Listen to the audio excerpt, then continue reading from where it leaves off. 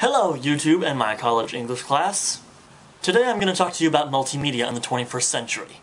In a lot of ways, the technologies that we have in the 21st century encourage a lot of collaborative thinking and transaction between the reader and the author, or the video creator, or the photographer, or whatever information it happens to be that you're interacting with. Now, to start off this little presentation that I'm going to give, I'm going to talk to you about literacy. Literacy. Literacy. Literacy! Wait. Literacy, in a lot of ways, dictates a lot of how we interact, whether it's on the internet or in real life, because literacy has a lot to do with how we give and receive information. Now, because I'm going to be an English teacher, I'm very interested in the idea of literacy, and how and why that idea can constantly shift when you give it new tools, like the internet, to which that idea can enter. Hopefully, it's interesting to you too, person who is watching this. However, let's get into literacy! So, literacy. What is it? What does it mean to be literate in the United States, where you live, in 2011?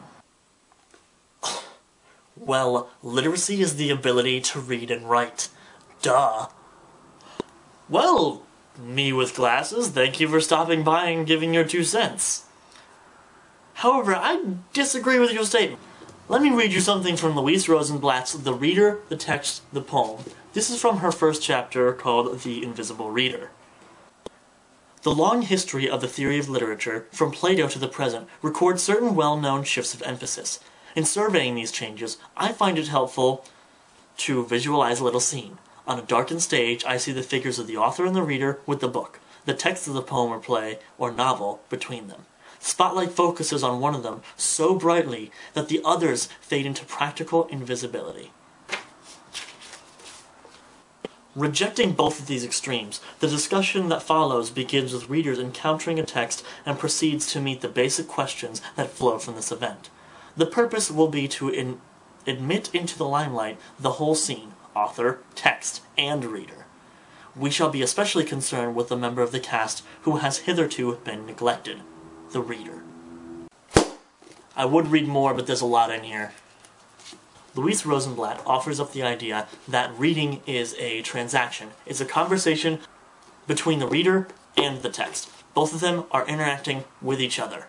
It's like a conversation. Kind of like the one that you and I are having right now, me with glasses. Whatever.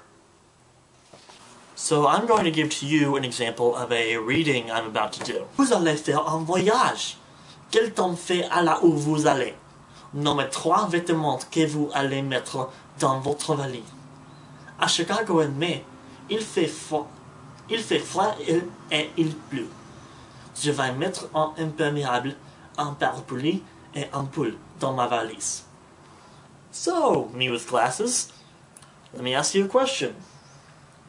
Was I reading? I don't know what I said. I have no idea what that means. Do you think I was reading? Because I don't think I was reading. I don't think that was a conversation between the reader and the text at all. I'd even go so far as to say that it goes for writing too. If I were to copy down all those words, I don't think I'd really be writing. Because I don't know what those words say. I could write them, but I don't know what they are. Well, that's different. You're dealing with the language barrier then. Well, me with glasses, you are right, but I just wanted to point out that reading and writing aren't as simple as you think they are. Well, what does that have to do with everything now? I mean, you can't stop me from not caring about Catcher in the Rye.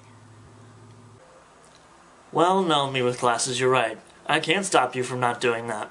But it's really important that you use those skills that you're using right now to engage with information that you see and hear on the internet and in the newspaper and in books and all around you.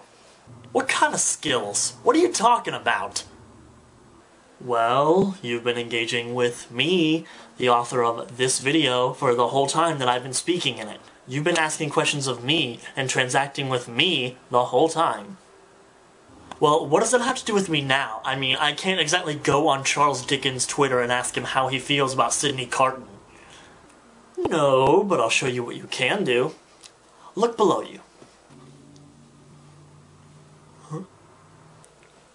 Right down there. Yep. Yep.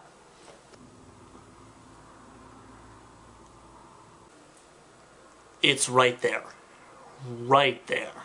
It's a comment box. Yup, it's a comment box. You know who writes in those?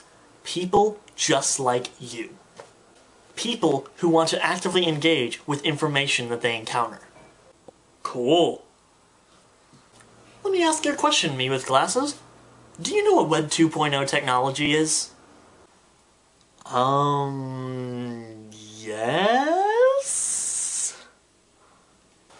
Web 2.0 is a kind of technology where user-generated content contributes to and changes the information being presented and discussed.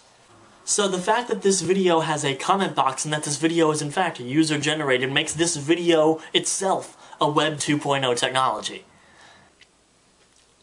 Okay, that's great. What does it have to do with books and literacy? I believe that Web 2.0 technology mimics the same experience that reading should, that interacting with any type of information should. Wait, how? Remember when I was talking about that stuff with Louise Rosenblatt and having the spotlight on the reader and the transaction and stuff and you didn't know why I was really talking about it?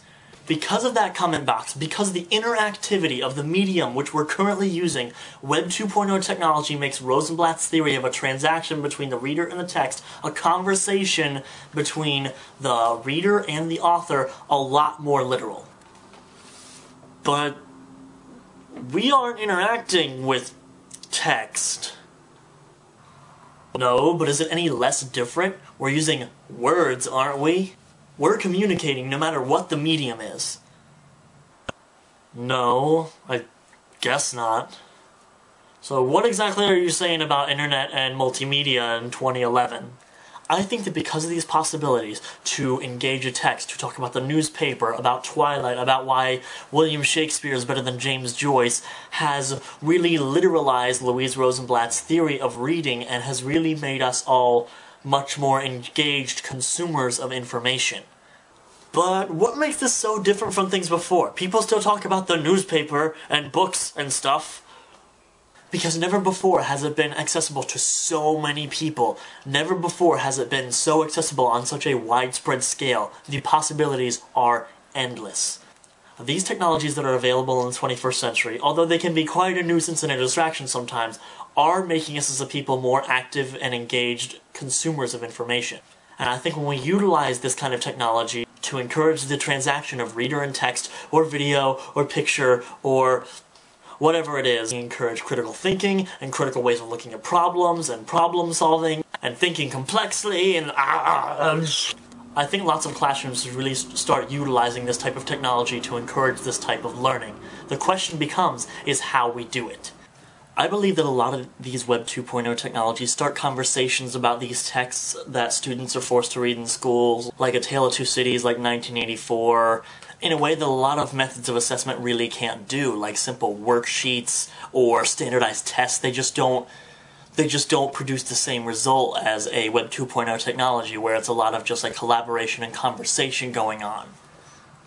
And I think if a lot more classrooms tried to implement this into their everyday goings-on, it'd be really interesting to see what kind of conversations would happen. It'd be very interesting to see what that would look like. But for those of you who are viewing this video, I'd love to hear your opinion on this. Please leave a comment or 2 or 10, because I'd love to hear what you think.